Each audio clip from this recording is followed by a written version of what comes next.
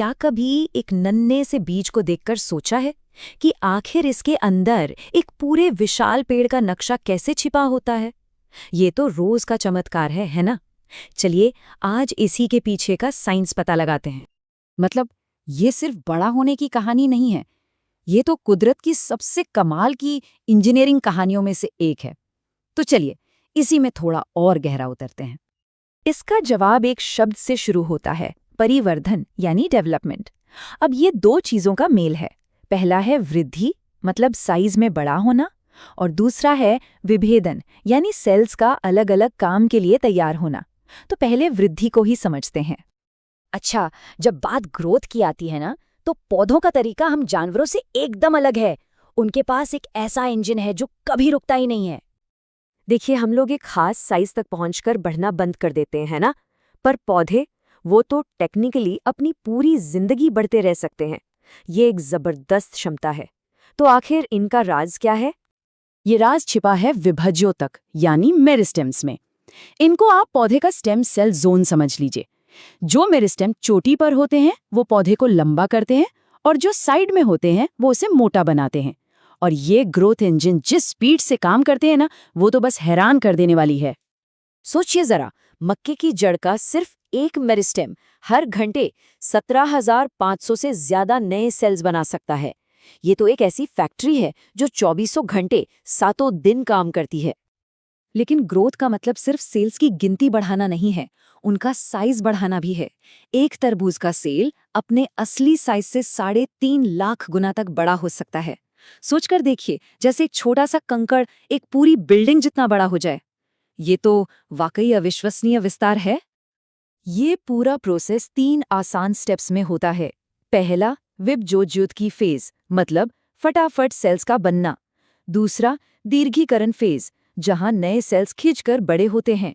और आखिर में परिपक्वन फेज, जहां ये सेल्स मैच्योर होकर अपना फाइनल काम संभालते हैं। अब इस ग्रोथ को नापने के दो तरीके हैं। एक है अंकगणितीय ग्रोथ, जो एक सीधी लाइन की तरह एक ही रफ्तार से बढ़ती है। लेकिन असल दुनिया में ज्यादातर ज्यामितीय ग्रोथ देखने को मिलती है। ये शुरू में धीमी होती है, फिर एकदम से तेजी पकड़ती है, और आखिर में जब रिसोर्सेस कम होने लगते हैं तो फिर धीमी पड़ जाती है। इससे एक एस शेप का कर्व बनता है। ठीक है, तो एक पौधे में लाखों नए सेल्स बन गए। लेकिन पहेली ये है कि ये सब शुरू में तो एक जैसे होते हैं। तो फिर कोई सेल जड़ कैसे बन जाता है, कोई पत्ती तो कोई तना? इसका जवाब है विभेदन। एक सेल का सफर बड़ा कमाल का होता है।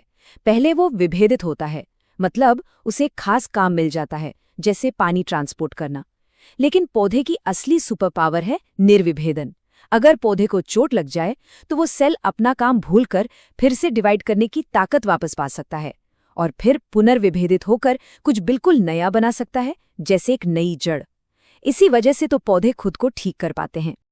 तो सबसे जरूरी बात यह है कि पौधे में किसी सेल की किस्मत पैदाइश से तय नहीं होती। वो आखिर में क्या बनेगा, ये इस बात पर डिपेंड करता है कि वो पौधे में है कहाँ। मतलब सब कुछ लोकेशन का खेल है। ये एक ऐसा आइडिया है जो पौधों को इतना लचीला और किसी भी माहौल में ढलने लायक बनाता है। लेकिन इस पूरे प्रोसेस को कंट्रोल कौन कर रहा है? सेल डिवीजन, ग्रोथ और डिफरेंशिएशन के इस पूरे डांस को डायरेक्ट कौन कर रहा है? जवाब है केमिकल मैसेंजर्स। इन्हें कहते हैं पादप वृद्धि नियामक, या शॉर्ट में पीजीआरस। ये असल में पौधे के अपने हार्मोन्स होते हैं। इन्हें एक अंदरूनी पोस्टल सर्विस की तरह समझिए, जो पौधे के एक हिस्से से दूसरे हिस्से तक मैसेज लेकर जाते हैं, कब बढ़ना है, कब रुकना है और कब क्या बनना है। इन हार्मोन्स को समझने का सबसे आसान तरीका है कि इन्हें 2 टीमों में बांट दिया जाए। एक टीम जो कहती है गो, और दूसरी टीम जो कहती है स्टॉप। टीम गो में वो हार्मोन्स हैं जो ग्रोथ को बढ़ावा देते हैं, जो पौधे को बड़ा होने और फलने फूलने में मदद करते हैं। और टीम स्टॉप में वो हार्मोन्स हैं जो मुश्किल हालात को संभालते हैं और पौधे को बताते हैं कि कब रफ्तार धीमी करनी है या आराम करना है। तो ये हैं 5 मेन प्लेयर्स। टीम गो में है ऑक्सिन, जिब्रेलिन और साइटोकाइनिन, और टीम स्टॉप में है एथिलीन और एब्सिसिक एसिड।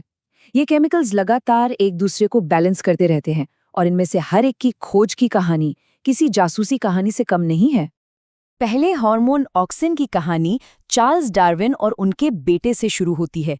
उन्होंने देखा कि घास का एक छोटा सा पौधा हमेशा रोशनी की तरफ मुड़ जाता है।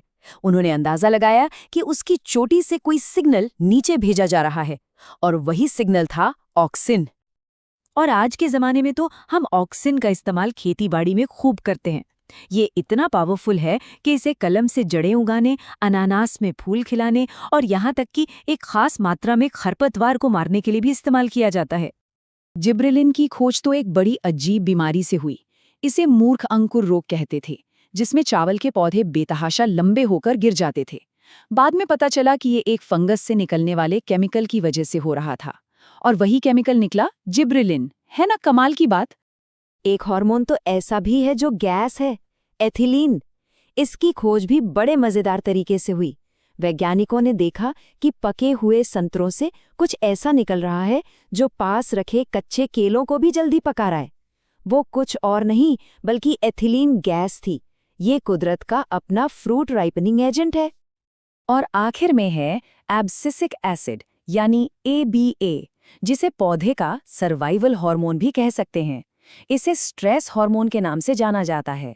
जब पानी की कमी होती है तो ABA ही पत्तियों के छोटे छोटे छेदों यानी स्टोमेटा को बंद करने का सिग्नल देता है, जिससे पानी की हर कीमती बूंद बच जाती है। तो जब हम इन सभी चीज़ों को एक साथ रखकर देखते हैं, ये लगातार चलने वाली ग्रोथ, सेल्स का काम बदलने की काबिलियत और हार्मोन्स का ये कॉम्प्लिकेटेड बैलेंस, तब हमें पौधे की सबसे बड़ी ताकत का अंदाज़ा होता है। और वो ताकत है सुघट्यता यानी प्लास्टिसिटी। इसका सीधा सा मतलब है कि एक ही पौधा अपने माहौल के हिसाब से अपना रूप बदल सकता है। जैसे बटरकप का पौधा पानी के अंदर अलग तरह की पत्तियां उगाता है और जमीन पर बिल्कुल अलग तरह की। ये अडैप्टेशन की एक बेहतरीन मिसाल है। तो अगली बार जब कोई नन्हा सा बीज हाथ में आए तो याद रखिएगा कि उसके अंदर सिर्फ एक पौधा नहीं, बल्कि ग्रोथ, एडैप्टेशन और सर्वाइवल का एक पूरा ब्लूप्रिंट बंद है। वो एक जीता जागता सिस्टम है जो लगातार अपने आसपास की दुनिया को रिस्पॉन्ड कर रहा है। और ये हमें एक सवाल के साथ छोड़ जाता है। इस तेजी से बदलती दुनिया में क्या पौधों का यही लचीलापन, यही प्लास्टिसिटी उनके बचे रहने की सबसे बड़ी चाबी है?